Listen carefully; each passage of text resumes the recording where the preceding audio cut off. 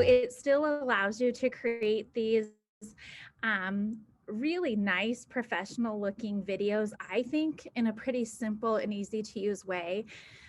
But if you're looking at going a little bit more in depth in your video editing, like apparently my 10-year-old is, you might want to use a tool like Imovie. That's going to give you the options of doing just a little bit more in-depth editing. So this is kind of a simpler version, if you will, of creating.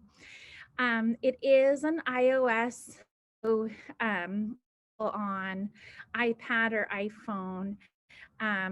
There's not a web app at this time, so you can't do it on your Mac. This is an Apple tool. You can't do it on an So what we're going to do today is just chat a little bit about Apple Clips. I'll show you a few classroom examples, some ideas for use, and then you'll have some exploration time. Your creative challenge will just sort of be to make something during that exploration time that you can then share out. So I'm looking forward to our time together I don't know, is it afternoon? Still afternoon, right? So before we get started, this question to you all. So what we're talking about in this, of course,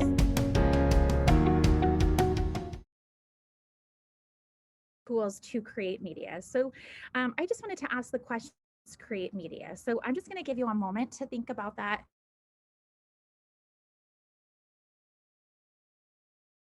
I'm going to be quiet for a couple of minutes and let you respond.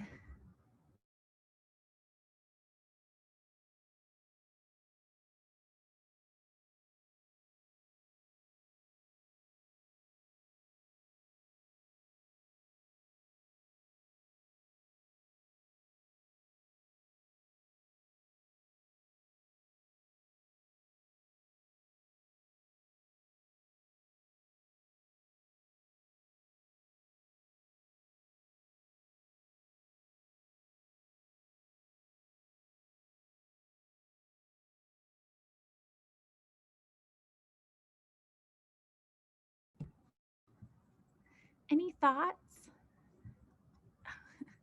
Okay, I might try to go to my, I'm going to try to move to my hotspot.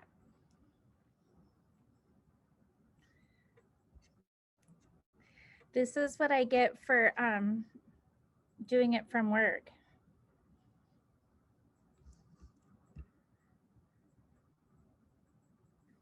Okay.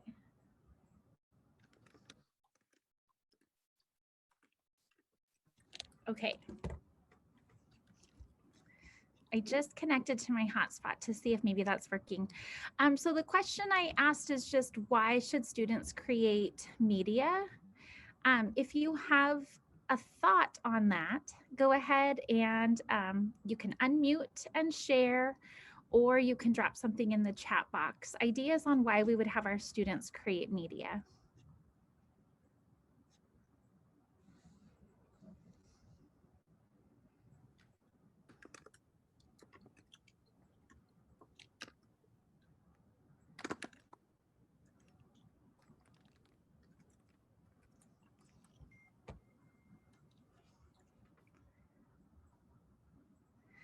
Awesome. So I'm just looking in the chat box now. There's some great ideas popping up. Oh, great thoughts. It's such a great way of letting our students show what they know by creating something. If they can create something to tell us what they know, that sure tells us a lot as teachers about that depth of knowledge. Shanna, as a counselor, said a lot of her students are unable to express their emotions in words. So being able to express through media, developing that media literacy, Nikki noted, through creation is really powerful. And again, that outlet for ideas, emotions, etc. Really great. If you have more thoughts, please go ahead and keep adding those into the chat box as we continue. So here are some thoughts I came up with, but making meaning, to be able to kind of what Deanna said, to synthesize all of those things that they're learning and to be able to make meaning of that.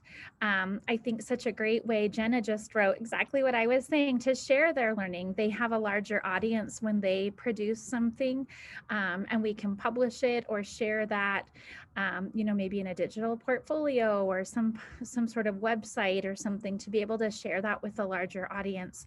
I think is super motivational to our students to know that others are able to see what they've created and what they're learning. Develop and practice those practical skills. We know media literacy is becoming so important, such a foundational skill. I look at my daughter, I joked, I don't know how much you heard if I was cutting in and out, but I joked a little bit about my 4th grade daughter, getting so into video editing, and her giving me some thoughts about what she prefers, iMovie over Apple Clips, and having an opinion of that. But when you really think of that, that's quite phenomenal, really, that a 10-year-old has developed that sort of, digital literacy knowledge, that she's able to employ all of these skills that she's learned in a practical way. And she knows enough that she can compare and contrast these different tools, right? And tell me what she prefers for one type of project as opposed to another type of project. So those are skills that are going to serve her well as she, gets older, goes to college, starts a career, those types of things. Those are the types of skills that are really going to be important for her. And then the collaboration piece as well can be really prevalent, depending on what type of media we're having our students create, or sort of what our purposes or expectations are. But a lot of times these can be really great collaborative projects, which we all know is so important for our students as well. Again, if you have thoughts on any of those, if you have an aha moment or anything else that you'd like to share throughout the evening, go ahead and drop those ideas into the chat box, or just unmute and stop me to be able to share. So Apple Clips, it is a really nice, simple tool. I chatted about this a little bit earlier. Again, I know you mentioned my internet was cutting in and out, so I'm not sure exactly what all you were able to hear. I was comparing it a little bit to iMovie. I know some of you have used iMovie, or maybe have attended some of the media labs that Anne Brucker taught, where she talked about iMovie. It's similar to iMovie. It lets you still create something, really impressive and professional looking. It's just, I think, a little bit simpler and easier to put together. I've got a quick example here, and I'll play it for you. I don't know if I'll play the whole thing, but I'll go ahead and start it.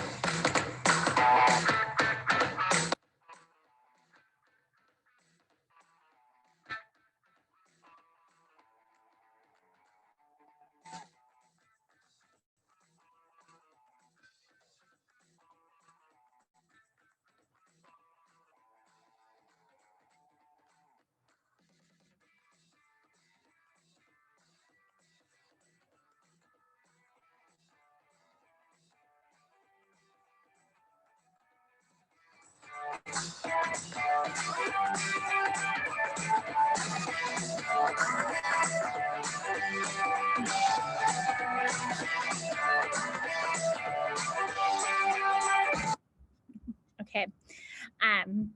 So you can see they have some pretty funky little soundtracks that you can put in the background there. But hopefully you are noticing, I love the sort of animated arrows and things to really draw attention to particular pieces of information, to be able to circle or sort of zoom in and highlight particular things. And I was able to kind of make it catchy and interesting with the tools that are available within Apple Clips. So that was sort of a how-to tutorial. As a teacher, probably one of my favorite ways of using Apple Clips is to make some real quick, simple how-to tutorials like that one that you just saw. I had put that together last spring. in the pandemic, all of a sudden, everybody who'd never used Seesaw before needed to figure out how to get into Seesaw. And so it was a really nice tool to be able to use to share with both teachers and students to really walk them through step by step how they could get into Seesaw. I've also seen some teachers posting on social media where they have students creating their own how-to videos. So think of all the how-to writing that we have our students do. Some of the teachers that I see on social media have like a little student tech group, or maybe it's like a student news group. They're using Apple Clips to put together these little how-to videos. So whether it be something that they've been writing, maybe they're teaching staff and students how to use a technology tool, maybe they're putting together like a little school news. So they're using it in kind of a similar way. Apple Clips is a perfect tool for digital storytelling to take something that our students have written and allow them to publish it in this really fun, interactive way. Again, the things that we talked about before, it's just to be able to publish this to an audience, but it's also super motivational, exciting for them to be able to take the words that they've written and, you know, bring it to life in this way. They like the catchy music in the background and the fun fonts and posters and things that you can add in there. Showing and explaining a project. So similar to a how-to video, but you know, okay, in Project Lead the Way, we built these 3 little pig houses out of toothpicks and then tried to blow them over. Here's what worked, what didn't work, what I would do different. To be able to add in photo and video and explanation of that, you know, is really powerful.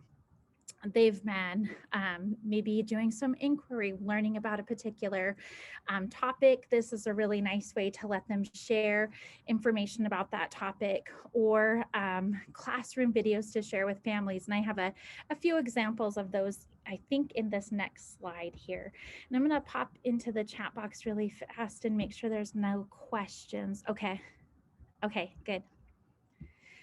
So I'm going to show you some snippets. I don't know, most of these aren't super long, but I just want to play you a few of these examples. So this is one that I saw on Twitter the other day that I just thought was such a great example of a teacher putting a video together to share what students have created in their classroom. So I reached out to this teacher and said, hey, is it okay if I share this? And he was thrilled.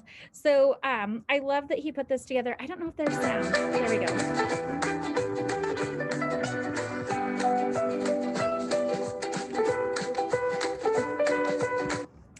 So again, he just used some of the fun graphics within the Clips app and just some pictures of his students and put this together as this nice little video. How great would this be then to share with your families, to give them a little overview of maybe an art project you did or something that you've been learning about, or to share with your admin to show something really special that your students have done. So really simple, easy way to use Apple Clips. This one's an example from a first grade classroom. This was part of when I was working on my PBS media literacy certification. We were talking about digital citizenship and using these tools for digital literacy. So these first graders had spent a lot of time researching penguins. And then we used the Apple Clips app to let them sort of share all of the things that they had learned. So I'm going to play this one for you. And then we posted these onto Seesaw. So again, sharing with an audience and publishing. I know that penguins are different kinds of species. I know that penguins eat fish. I know that penguins do not fly. Do you like penguins? So these students used photos that they found. Again, it was a conversation about that media literacy, so that they can find those images that they can use and share in their projects. So copyright free, you know, images that they could use in their projects and then share what they know. And then this last one is from a second grade classroom, just publishing some writing that they'd been doing. And this one's actually on my blog. There's a post here and then just a few examples. In my opinion, I like summer for these reasons. First, I love, love, love to play outside in the hot, sunny weather. I like to play kickball and baseball with my dad. So we go to Yellowstone Country Club. In the summer, I like to go swimming and golfing. Yellowstone Country Club has a swimming pool. Then I love to eat frozen popsicles in the summer. Where I like to eat my frozen popsicles is on the grass with my amazing friend, Mary Ellen. One last thing before I let you go. It is the 4th of July. I love to get my face painted. The picture I like painted on my face is the American flag and a heart with red, white, and blue. Summer is the best season. Well, in my opinion, at least.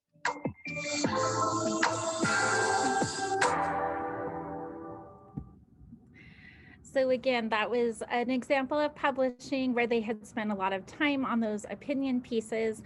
We wanted to add their writing into the very back there so that, you know, their family saw that they had been drafting and writing on paper and then just publishing what they had done using the Apple Clips app. So lots of fun ways to use that there. If you have other thoughts or ideas, or if that sparked any ideas, again, go ahead and either drop that in the chat, or if you want to unmute, if you've used something like this before. Oh, that's funny. Shanna asked, it's like I jinxed you, Shanna. Can you share it to Seesaw? And then I immediately showed her a Seesaw. So, yep, you can download these and then share anywhere that you would normally share images or videos. So Seesaw, Google Classroom. You'll notice like some of those were embedded on a blog. That's kind of where I was sharing for a while, is just right on my blog, on a class website. On social media, that one that was on Twitter, you could put it on Instagram. So once you download it, you can basically put it wherever you'd like to share. Email it, you could just send it in an email. Any other questions or thoughts about that before I open up my iPad and just kind of go into a little bit of a demo?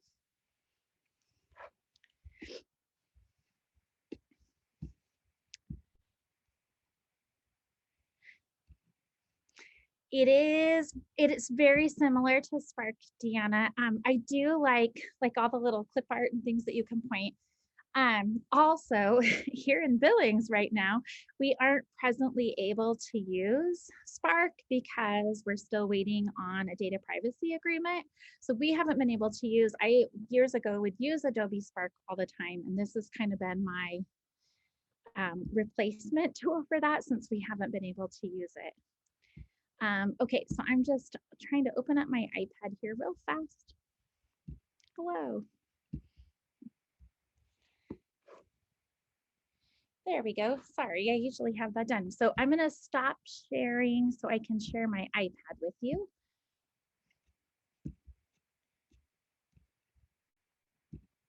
Oh, there we go. That's never smooth. In my mind, I think it's going to be really smooth. Never. And all right. We forgive. We don't expect anything smooth at this point. I saw a meme the other day that said, like, even though I'm fully vaccinated, I still cannot share my screen without saying aloud, I'm going to stop sharing my screen, and now I'm going to share my scrring. I just feel like we don't want to that is drive like people with sudden sharing of the screen, you know. Yeah. I don't know what that's about. It's just impossible. Okay, so I'm going to go ahead. There are a lot of kind of components and moving parts here. So I'm just going to kind of show you. Again, I was sort of hoping my daughter would be around, because I tell you what, she could probably give you a pretty thorough little tutorial here. So I'm going to go ahead and just sort of spotlight search it. I thought that it would just be sitting up at the top there. Well, goodness, you guys. It's like I've never touched an iPad before either. There we go. Okay.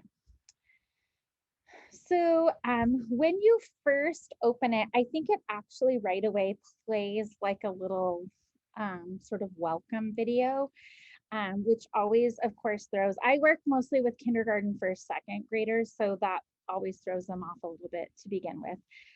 But you'll notice I have a little gallery here. Everything that I create is just sort of automatically saving into my gallery unless I come in here and delete it. So I can start something and it will save and I can come back in and continue working and edit later. So I'm just going to go ahead and click plus to start a new project. And I've turned it away from me because it always opens right on my big face whenever I'm showing this to kids. So you'll notice just kind of all of the things that you can do here on clips. The biggies are sort of sitting over here on the side. If I want to just take a photo or take video, I could do that right here. So I could pop this up right now.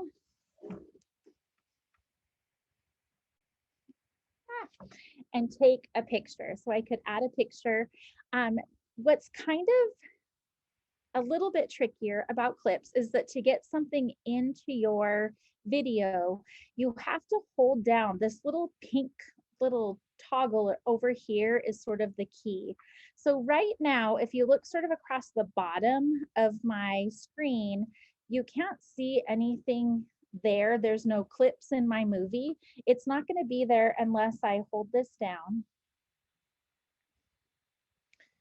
And then once I hold it down, you'll see that I've added this lovely picture. I look like I'm looking over my glasses very sternly, this picture into my video. So as I add clips, you'll notice them accumulating. Again, like Deanna said, really similar to how Adobe Spark looks across the bottom. So if it's not down there, you haven't actually added it into your movie. It has to be shown down there. I'm going to go ahead and click on that, and then you'll sort of see all of these options here across the bottom. So I can mute, I can delete, I could trim. So if I decided I put a video in and I didn't want all that video, I could trim that out. I can duplicate it. I could split, so I could have myself explaining something on one side of the screen and then be showing an image on the other side of the screen, or a video, so I could have a little bit of a split screen. This little effects tool right here, I'm going to go ahead and click on. There's all these little filters. So you can add filters to your picture. Oh, that one must not have been downloaded. Oh, great. Now I'm going to be stuck. Oh, good. It didn't take as long as I thought. So I could put filters on there. If I was talking, I can have these live titles, and I'll show you that in a minute.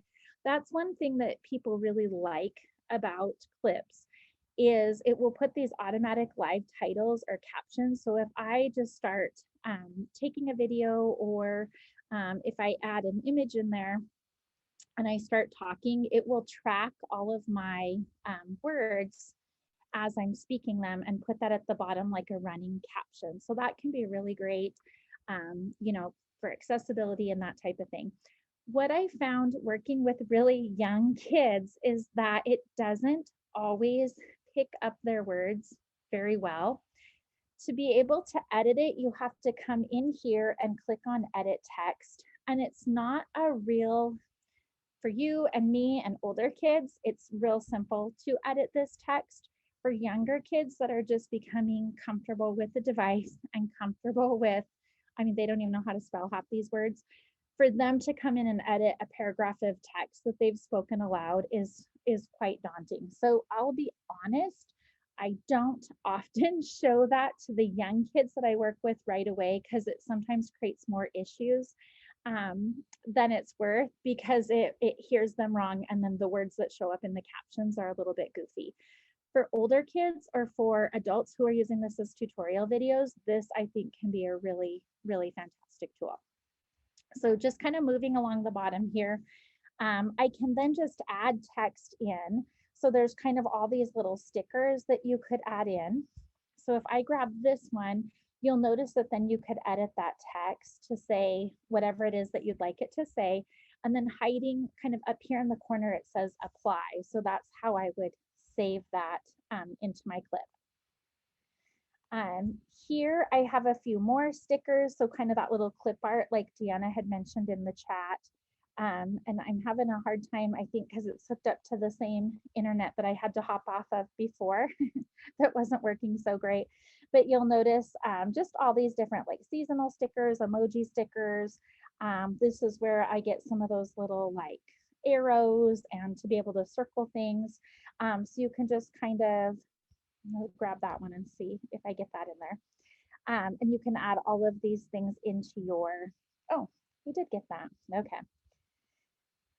So again, students really love, I mean, there's some times when these can be a great addition. They could really use these to help explain what they're trying to explain. Sometimes they're just kind of fun additions. So depending on what your purpose is, sometimes I limit because they could just go crazy. You'll notice in that summer writing that we did, the stickers were at the very end because otherwise they spend so much time on details like this that they don't actually do what I asked them to do, which was publish their writing. So then once they got to the end, I said, okay, now I want you to take pictures of your writing and you can put a sticker on each page of your writing. So depending on what your purpose is, maybe it's helpful to have the stickers in there to be able to illustrate a point. If not, I usually set pretty specific expectations for what they can do, or it can get a little bit busy. So I'm going to say done up here at the top. Oh, and there we go. Okay, so now we have to, okay, you guys. I think because I put it on that one, here we go.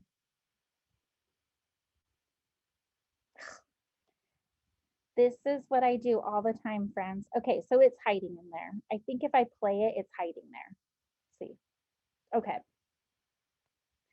So because I'm not seeing it right from the beginning there, I'm thinking that all that stuff I just did disappeared, but it's just kind of hiding in there. So now I'm going to go ahead and get rid of this one that I just duplicated in there.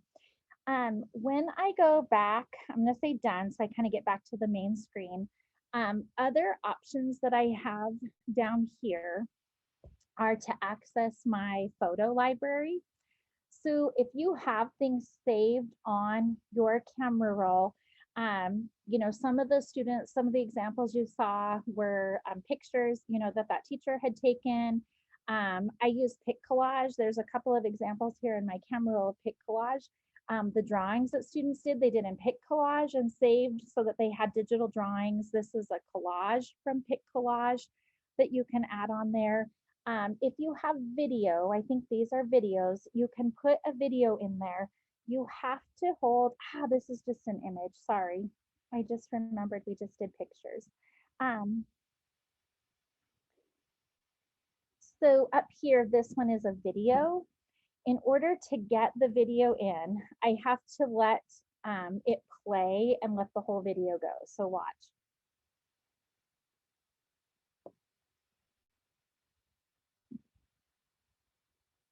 I am holding it.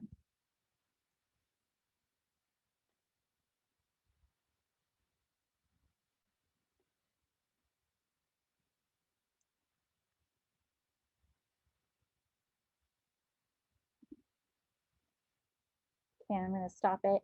So sometimes when I'm projecting, we're just having some, it's not wanting to play super nicely because I'm projecting to my computer and trying to hear audio. But you'll notice that when I sort of lifted up on this, I held it for a moment. It doesn't like that. I hold it for a moment, and if it's going to be a long time, that lock shows up and I can kind of slide it. So now I don't have to manually sit and hold it the whole time, but I do have to let it play. So this video is 1 minute and 28 seconds long. If I want all of this in my clips, I'm gonna have to let it play that whole time. So when I'm done, I'll just click on done. And then I'm gonna kind of X out of there. So now what I can do, now that I have that video in there, you'll notice in this mute section here, I have options. Oops, sorry, my QuickTime is hiding.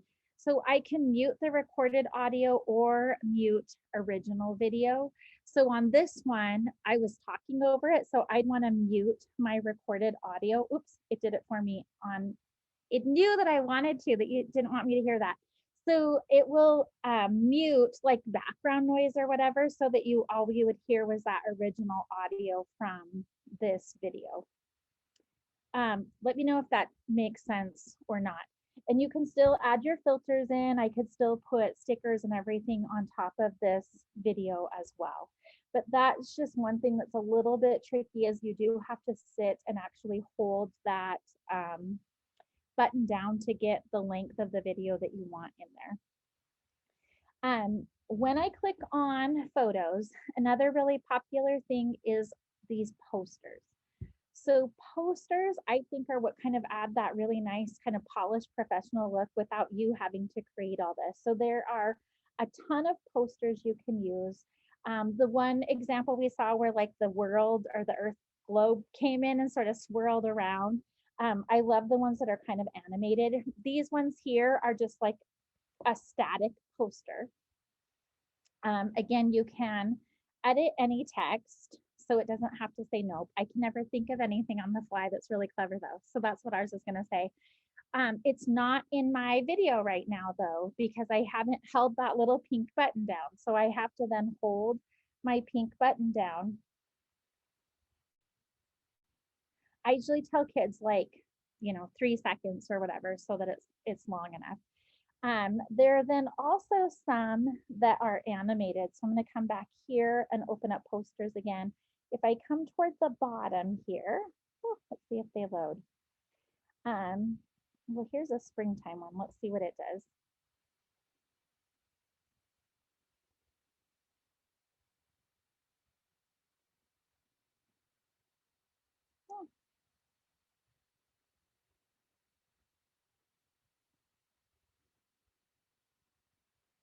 So that one was pretty subtle, but you notice how there's a little bit of movement in there. There are some that are a little bit more dramatic, and the students really love that, being able to add, kind of that movement and those types of things. Along the bottom, I can now rearrange. So let's say I'd forgotten to add my poster, so now I could add it to the beginning for my title. I have this extra, clip in here. I can come through and delete those clips. So you can come through here and sort of rearrange and do a little bit of moving around and editing as you need to. The last thing that I'll show you, and then I'll let you kind of work, is up here where that little music note is where you can add that background music, again, a little bit like Adobe Spark. Soundtracks are just sort of built in, free, sort of like copyright free, fair use, with no lyrics that you can use in the background.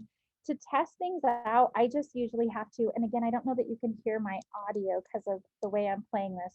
I usually just sort of tap on it and listen, and tap on this one and sort of listen until I find one that I like.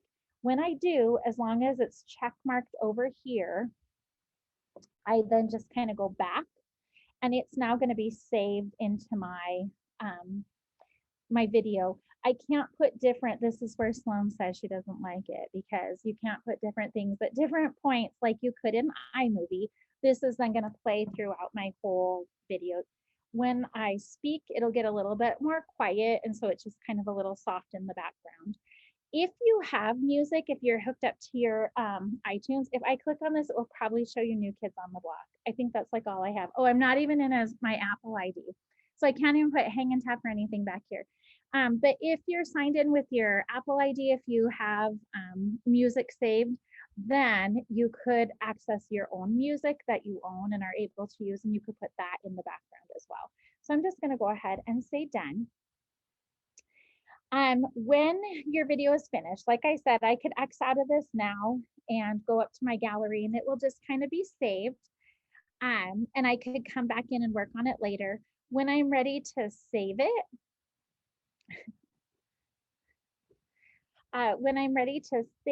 it's just this little share button down here at the bottom. Oh, you guys get a nice view of, we've been asking somebody to fix that in our ceiling for about 2 years now.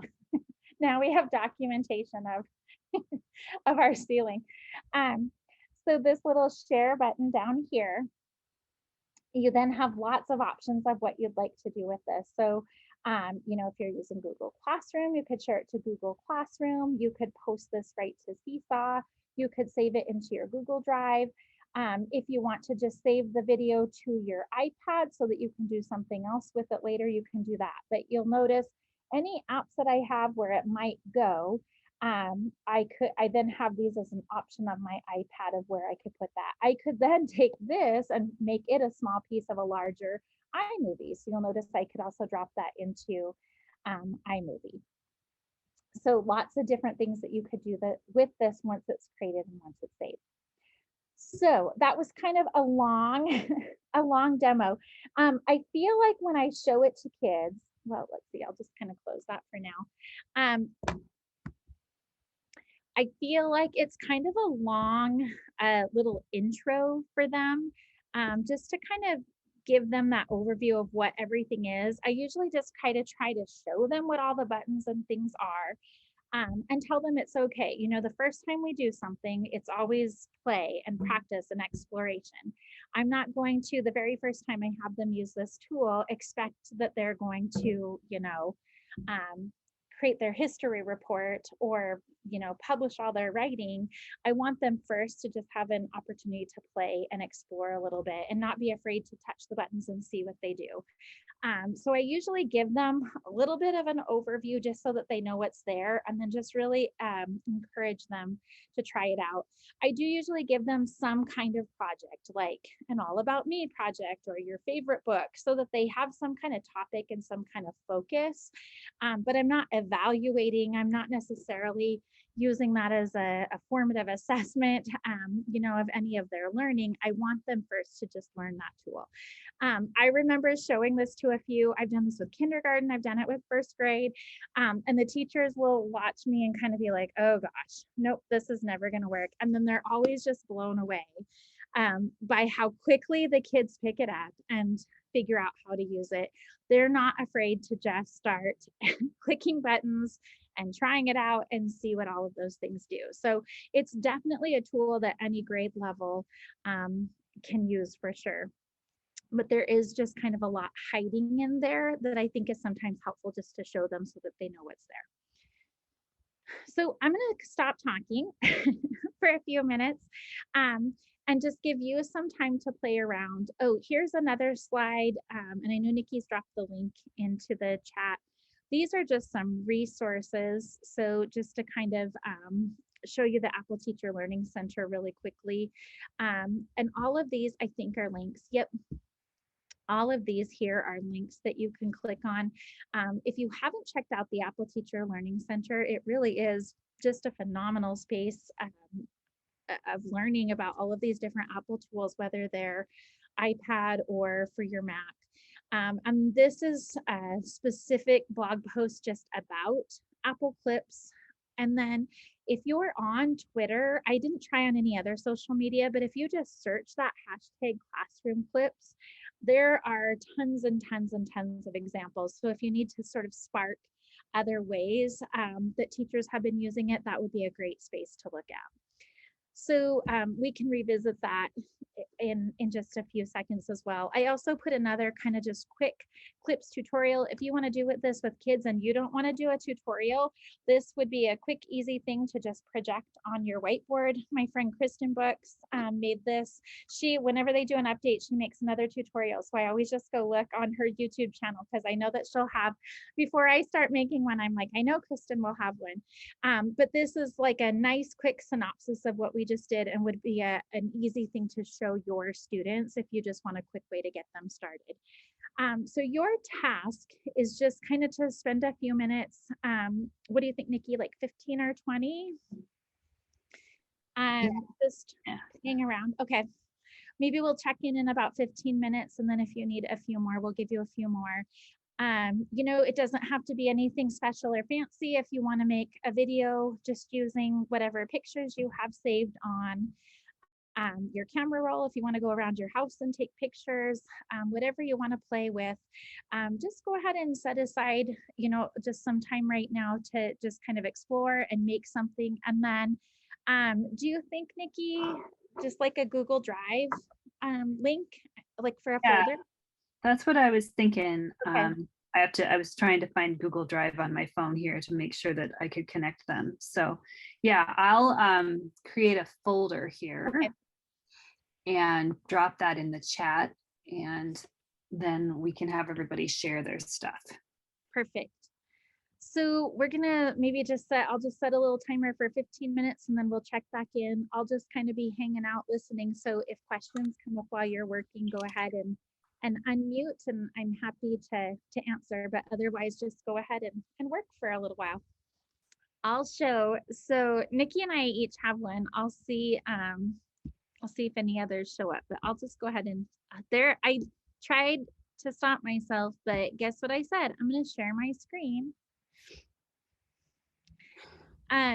And I'll show you what Nikki made. And then I had remembered I didn't show you live titles, so I made a quick video to show how that works. So here's Nikki's.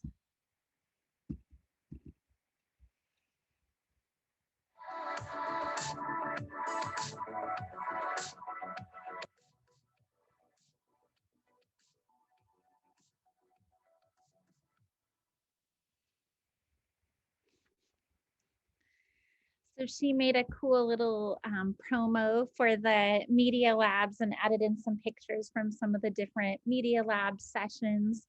And again, without even having to add voice or text or anything, she just had those little stickers in there, just kind of showing, here's what this picture is referring to.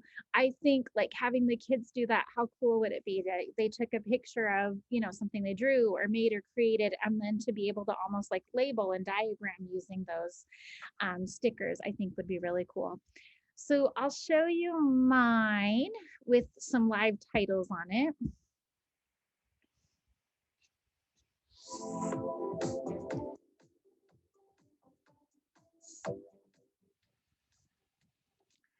I just realized that I forgot to show you how the live titles work. So I'm just recording myself right now and the captions are coming up as I speak.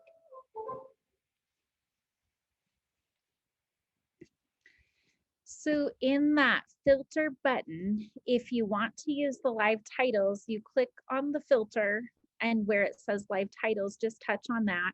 By default, it looks like it's off. That must be newer in this, Apple loves to update. It used to be by default, they were on. And then you can kind of choose, so mine were just kind of across the middle of my face. You can choose a color or where you want those titles to show up. And then sort of as I indicated, you can edit that text. I find that I always speak very slowly and clearly when I'm recording live titles. I don't know if that's necessary or if that's just something weird I do. When I talk fast, obviously, it just doesn't pick up what I'm saying quite as well. But I really love, again, it's not just a caption. I love that it's saying, the words, the text are showing on the screen as I'm speaking. So I think that just really is a pretty cool feature on here that's definitely worth playing around with a little bit. Again, I always think of those like how-to videos, tutorials, directions. To have that piece right on there, I think is a real benefit. I'm just opening up the chat box again. Yeah. So I'm sorry, I'm being such a pain, but I'm just doing this on my phone because I'm watching you on my iPad. Mm-hmm. And so I'm trying to get to, where did I just go? Okay, so live titles. On my phone, it doesn't give me many options. Live titles can only be added to clips with a recorded vocal track. So do I have to unmute that then? Yes, if you unmuted it. So I'll show you real quick. I'm sorry. I'm so techie dumb sometimes. Oh my gosh. No, not at all. That's why we're here. I'm glad you asked. So let me grab my iPad again. Because I have it muted because I have you guys talking on it. So then I was trying to figure out, I don't even care if I don't even know how to text on, or I don't even know how to put title on it. Like, okay. How come I can't text on it? So, okay, hold on. Let me add, I'm just going to start a new one. Okay, here, I can go here. So the live titles will only go, like it won't go on my recorded video. So when I had grabbed like this video off of here, or I even have one sitting right here, when I put this in, even though I've recorded audio on this video, it won't track the titles for me. So when I go like,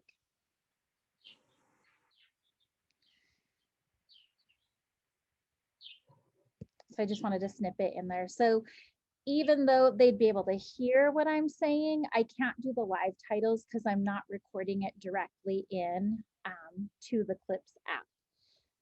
I can add filters. So here's my video. I could click on filters and I could put those filters onto my video. So when you have your video on there, before you start recording, you could add all these filters. But if you want to get the live titles on there, it has to be either, you know, you kind of talking over the video. Okay, so what do you do when you just want to put a text in there? So if I just wanted to put text in here, I would just click on that little star. Yeah, and the then little star. See, that's what it's not showing me. Where's the star at? So I click on like the letters, but I'm not. Oh yeah, the star. I get there. I got that part, but it's all can't. I want to type what I want to type. So all of these are editable. So if I click this one, I can make this say. Oh, I'm sorry, I missed that. No, that's good. That's good. Oh. If you had the question, I bet somebody else did too. So the only ones you can't edit, if you look well, maybe they're not even on here anymore. There are some like Disney posters and Disney stickers, probably way at the bottom here. Yeah. That's the only stuff you can't edit is any of this Disney stuff. So like if you pull up a Disney poster, if it says, I don't know, Happy Summer, you can't edit any of the Disney ones. Everything else, whenever you see text, you can edit. Yep. And now as soon as I'm doing it, yep. I got it. No, those are great questions. And then if I want so let's say I put in, you know, this picture of this cute little girl, and I wanted to talk about it. I could, as I'm holding down that button to get this picture in here, I could be talking and telling you about what we were doing in this picture was making a Mother's Day collage. And now when I tap on that and go into that star with the effects, and the live titles are that little tiny caption thing down there, by default, it's not giving me any. So I could click where I want the caption to be. Do I want it to be, you know, like this?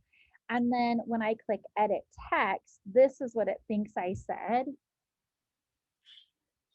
And it actually says the right words. So if it doesn't, then you can come through and you can edit these. So I'm just going to go ahead and say done. And now when I play this particular clip, see if you can see it on the bottom.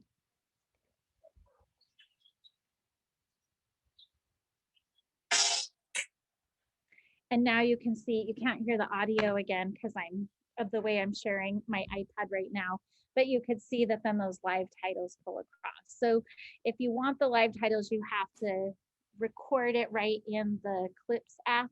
It won't come in from audio that you're pulling in from elsewhere. Okay. Thank you for your help. Yeah, no, great questions. Other questions or trouble that you ran into? Yep, and Louise, so you can go back. Did you see where you can edit the text if it misrecords? Yep. And that's the part where, that's the only thing. I've used this with little kids. Somebody asked me to use it with preschool. Yep, I would just start really simple with preschool.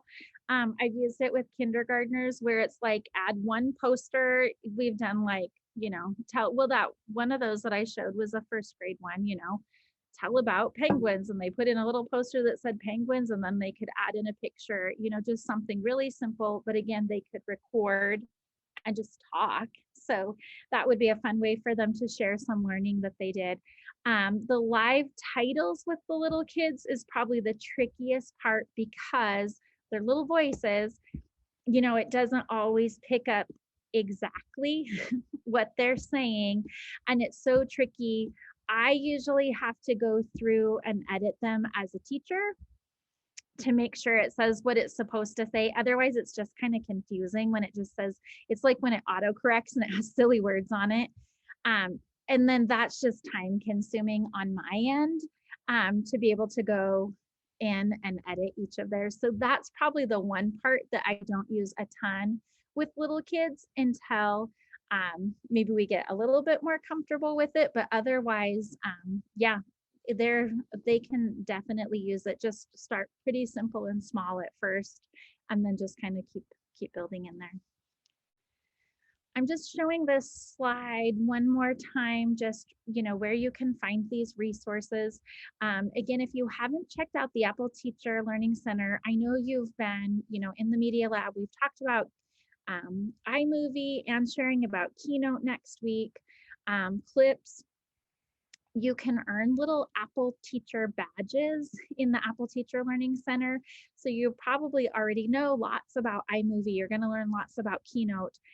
If you work through the challenges that they have, you can earn these badges and then get an Apple Teacher, I don't know, little image or icon that you can put in your signature, and you can download a certificate just to kind of share the learning that you're doing. And so I think that can be really kind of helpful. And then lots of ideas and supports and that type of thing in the Apple Teacher Learning Center. And then there's more in there too for other Apple tools. So if there are things that you want to even go in depth about, you know, other tools, you can find that in there as well. So if there's, whoops, pause that.